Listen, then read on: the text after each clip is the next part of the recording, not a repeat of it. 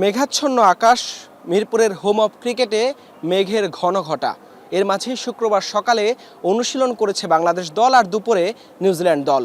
শনিবার সিরিজের শেষ টি-20তে মুখোমুখি হবে দুই দল। দুপুর 2টায় সেই ম্যাচের সময় সম্ভাবনা রয়েছে বৃষ্টির, এবং এই দুই দলের সামনে এখন সবচেয়ে বড় বাধা শেষ ম্যাচের আগে বৃষ্টি। ঢাকায় টানা কয়েকদিন যাবৎ বৃষ্টি, শেষ ম্যাচেও সম্ভাবনা রয়েছে বৃষ্টির। দুপুর 2টা থেকে 4টা পর্যন্ত যে সময়টায় খেলা মাঠে গড়ানোর কথা, সেই সময়ে 80 থেকে 90% বৃষ্টির সম্ভাবনা রয়েছে, এমনটাই বলছে আবহাওয়ার পূর্বাভাস।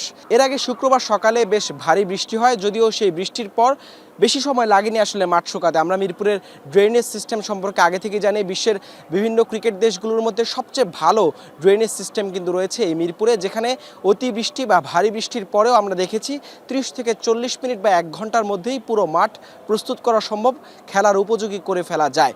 এবং সেই জায়গা থেকে আসলে বৃষ্টির যে সম্ভাবনা রয়েছে শনিবার ম্যাচের সময়, যদি বৃষ্টি হয়ও, বৃষ্টি যদি থামে তাহলে ম্যাচ মাঠে গড়ানোর। এবং এই কন্ডিশনে আসলে বেশ বাতাস বইছে আজকেও। এখন নিশ্চয়ই দুই দলের অধিনায়ক চাইবেন টস জিতে ফিল্ডিং করার, এবং শুরুর দিকে যে কন্ডিশনটা থাকবে, বাতাসে সুইংটা বেশি পাবে বোলাররা, সেই জায়গা থেকে পেসারদের আধিক্যটাও দুই দলের একাদশে সবচেয়ে বেশি দেখা যেতে পারে।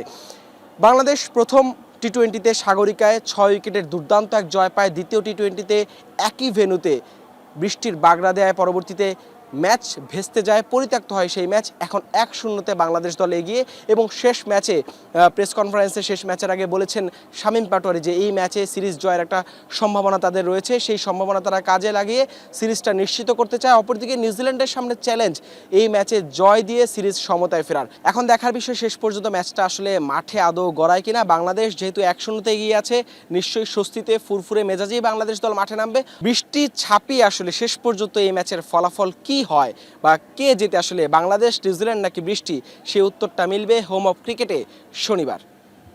হাসান আল মারুফ, যমুনা স্পোর্টস, মিরপুর শেরেবাংলা জাতীয় ক্রিকেট স্টেডিয়াম, ঢাকা।